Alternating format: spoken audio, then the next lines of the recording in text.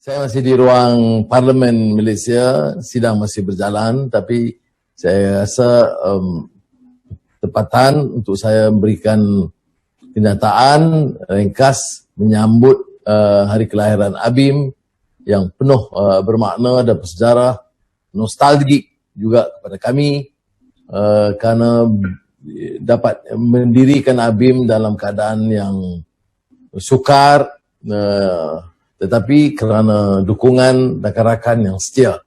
So, saudara, seperti mana disebut oleh Saudara Muhammad Faisal sebentar tadi, wadah Abim ini punyai sejarah yang tersendiri yang memberikan ruang kepada generasi muda.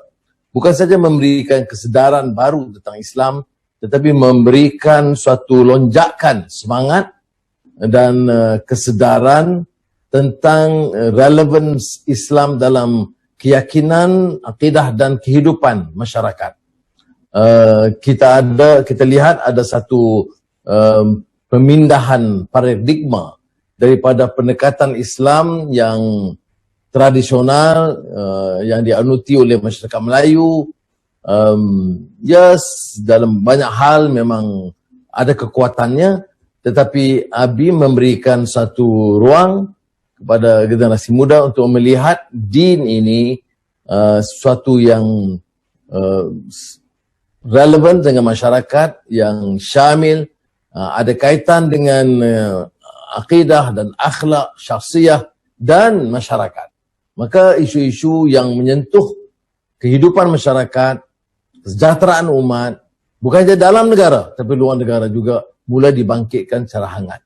Kalau sebelumnya mungkin isu Palestin saja yang diketahui, itu pun cara terbatas sebagai Islam, penindasan Islam. Tetapi tradisi keilmuan Abim itu memberikan pendekatan agar kita punya kefahaman yang lebih mendalam. Sejarahnya, pendekatannya, kelemahannya, kekuatannya. Begitu juga dengan pendekatan kita dengan gerakan-gerakan Islam. Tetapi kita memilih, Alhamdulillah sampai sekarang, untuk berdiri dan bergerak sendiri dan mengekalkan jaringan tanpa terikat dengan pengarahan dari luar. Ini menjadikan kita gerakan Abim yang Islamik, tetapi masih diwarnai oleh budaya, sejarah dan suasana geopolitik Malaysia. Sekarang umpamanya kita ada hadapi juga tentunya suasana yang agak berbeza, ruang agak lebih baik walaupun masih ada tekanan-tekanan, tetapi kita manfaatkanlah waktu ini untuk mendekati generasi muda, memberikan kepada mereka ruang, kefahaman yang berasaskan juga dengan ilmu. Islam ini tidak hanya bertapak dengan laungan, dengan slogan, dengan retorik, dengan janji lunak dan palsu, tetapi dengan kefahaman. Dan ini cabaran utama yang dilalui Abim dalam usrah-usrah di mana tradisi pembelajaran keilmuan itu lebih serius sebagai suatu budaya yang dihidup dan terus hidup. Umpamanya kalau lihat badan-badan Islam dalam isu penerbitan, tentunya Abim sekarang lebih berhasil menjadi penyebar maklumat, karya-karya sama yang klasik atau yang contemporary.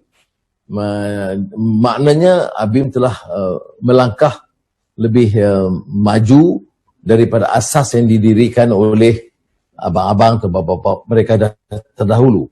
Tetapi yang menjadi permasalahan utama kita adalah memastikan agar jaringan ini, lingkaran ini terus diperluaskan. Kita tahu sejarah 49 tahun bukan kecil, mana satu gerakan yang lebih dewasa, tetapi kita juga harus akur bahawa ruang untuk bergerak masih luas, keupayaan kita masih terbatas dan cabaran kita masih adalah yang besar, iaitu untuk menentukan sebahagian besar masyarakat muda kita itu dapat pendedahan yang wajar.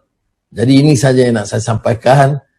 sebelum saya turun balik ke Dewan Parlimen ni, dan saya ucapkan tahniah dan syukur, alhamdulillah, jazakumullah khairan, kerana pimpinan sekarang, Presiden terutamanya dapat menjadikan ABIM itu suatu gerakan yang tetap aktif, bukan dalam media sosial tetapi dalam gerakan masyarakat, kerana saya yakin selain daripada memahami Islam itu sebagai suatu keyakinan peribadi, bila kita dalam satu jamaah maka ia masih perlu menjurus kepada permasalahan masyarakat itu. Dan saya ucapkan syukur, alhamdulillah, kerana saya lihat ada suatu peningkatan baik dari segi penerbitan, dari segi tradisi ilmu dan juga kebajikan, dan suara-suara yang agak lebih berani dan lantang menyentuh atau menyinggung permasalahan